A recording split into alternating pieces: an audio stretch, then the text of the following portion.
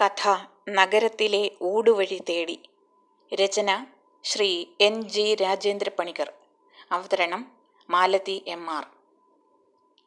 പ്രിയപ്പെട്ട മനു, നിനക്കറിയുമോ, ഞാൻ എൻ്റെ യാത്ര തുടരുകയാണ്. വികലമായ ദുരൂഹമായ എന്തോ ഒന്ന് എന്നെ ശരിക്കും ഞാനല്ലാതാക്കിയതുപോലെ.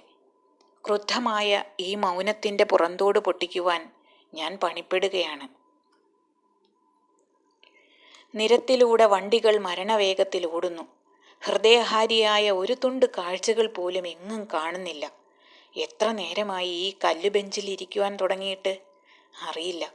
നിമിഷങ്ങൾക്ക് യുഗങ്ങളുടെ ദൈർഘ്യം വയ്ക്കുന്നു. എപ്പോൾ തുടങ്ങിയ യാത്രയാണ്?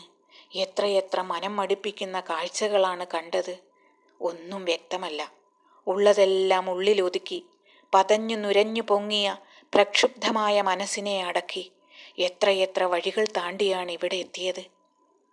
നഗരത്തിലെ തിരക്കിനിടയിൽ നഷ്ടമാകുന്ന മുഖങ്ങൾ ഞാൻ കാണുന്നു. പച്ചപ്പരിഷ്കാരികളുടെ കൃത്രിമ ചിരി എന്നെ കുത്തി നോവിക്കുന്നു. ഞാൻ ഈ യാത്ര ജന്മാന്തരങ്ങളിലൂടെ തുടർന്നുകൊണ്ടിരിക്കും. ഇവിടെ നഗരം നാടുപോലെയല്ല, തികച്ചും ഭിന്നമാണ്. ഭാഷ, വേഷം, ആഹാരം, ആചാരം എല്ലാം വ്യത്യസ്തം. ഒരുപക്ഷേ മനസ്സും. പാതയോരത്തെ ആര്യവേപ്പിൽ നിന്നും കാക്കകൾ പറന്നുയരുന്നു. ഭാവി തങ്ങളെപ്പോലെ ഇരുണ്ടതാണെന്ന് അവ കരുതുന്നുണ്ടാവണം. മടുത്തു മനു എല്ലാം. ഈ ജന്മം നൽകിയ ക്രൂരമായ അനുഭവങ്ങൾ, നിഷ്ഠൂരവും ചടുലവും തിക്തവുമായ ചുട്ടുപൊള്ളുന്ന അനുഭവങ്ങൾ. നിനക്കറിയുമോ, ഇവിടെ വെള്ളത്തിനു വേണ്ടി കലപില കൂട്ടുന്ന നീണ്ട ക്യൂവിൽ ചിലപ്പോഴൊക്കെ പുലഭ്യം പറച്ചിലും ഉന്തും തള്ളും ഉണ്ടാകാറുണ്ട്. എല്ലാം പച്ചപ്പരിഷ്കാരികൾ, നഗരത്തിൻ്റെ സന്തതികൾ. നിനക്കറിയുമോ, എൻ്റെ കീശയിലെ പണം കാലിയായത് ഇന്നൊന്നുമല്ല, കാലമേറെ ചെന്നു. എങ്കിലും എനിക്ക് ഈ പൈപ്പ് വെള്ളവും മുനിയാണ്ടിയുടെ കടയിലെ ബീഡിയും പശിയടക്കാൻ പോന്ന മൃഷ്ടാന്ന ഭോജനമാണ്. ഇവിടുത്തെ വിശേഷങ്ങൾ ഏറെയുണ്ട്. വൈകുന്നേരങ്ങളിൽ പകൽ മാന്യന്മാർ സമ്മേളിക്കുന്ന കടൽ തീരം, പച്ചക്കറിക്കടയിലെ പുളിച്ച തെറി, പിച്ച തെണ്ടുന്ന പട്ടിണിക്കോലങ്ങൾ, കോസടിയിൽ ചാരിക്കിടന്ന് വീഞ്ഞു മൂന്തുന്ന കുംഭവീർത്ത വർഗം. നീ മടുത്തു തുടങ്ങിയിരിക്കും. ഇനിയുമുണ്ട് ഏറെ. പിന്നെ നിന്റെ വിശേഷങ്ങൾ എന്തൊക്കെ? ഗൗതമനും ശാന്തയും നന്നായിരിക്കുന്നു എന്ന് കരുതട്ടെ. വെയിൽ ചുരത്തി നിൽക്കുന്ന ഈ ചുട്ടുപൊള്ളുന്ന മധ്യാഹ്നത്തിൽ പൊടുന്നനെ ഇരുള് കുമിഞ്ഞുകൂടുന്നു. ഇല കൊഴിഞ്ഞ മരത്തിനടിയിലെ കരിയിലകൾക്കിടയിൽ പാമ്പുകൾ ഇഴയുന്നുണ്ടാവണം. രാത്രി ഇടവഴികളിൽ മാംസത്തിന് വില പറയുന്നതും പകലേറെ ചെല്ലും വരെ പണിത കാശിന് ദുർഗന്ധം വമിക്കുന്ന ചാരായം മോന്തി തെരുവുനീളെ തെറി പറഞ്ഞു നടക്കുന്ന പണിയാളർ. മനു, ഇവിടെയെല്ലാം ഭിന്നമാണ്. നമ്മുടെ തെക്കേ പറമ്പിലെ നാട്ടുമാവ് ഇത്തവണ പൂത്തിട്ടുണ്ടോ?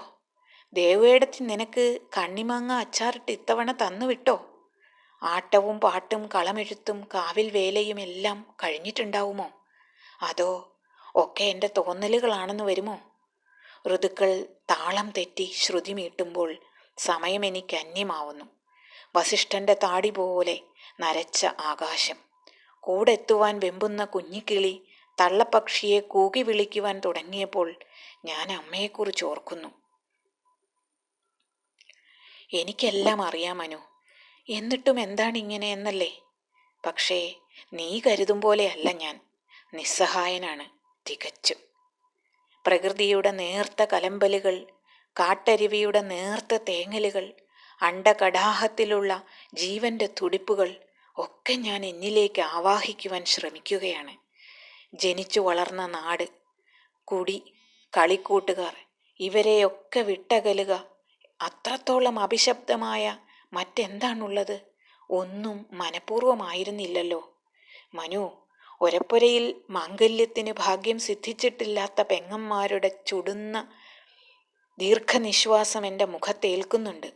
അവരുടെ കണ്ണുകളിൽ ഉറഞ്ഞുകൂടുന്ന കടൽ വെള്ളം ഏറെ നാളായി ഒരു തേക്കുപാട്ടിൻ്റെ ഈണത്തോടെ വറ്റിക്കാൻ ശ്രമിക്കുന്നു.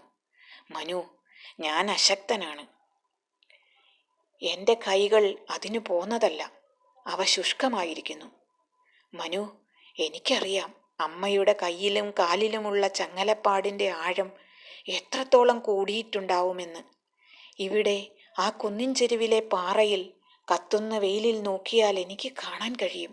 അമ്മയുടെ തലയിൽ പേൻ പെരുകും മുൻപ് മുടി വെട്ടിക്കളയണം. പിന്നെ നടുമുറ്റത്ത് പണ്ട് പാകിയിരുന്ന തെങ്ങിൻ തൈകൾ കായ്ച്ചു തുടങ്ങിയോ? കളവും കളപ്പുരയും കുളക്കോഴിയും പുള്ളുവൻ പാട്ടും താലപ്പൊലിയും.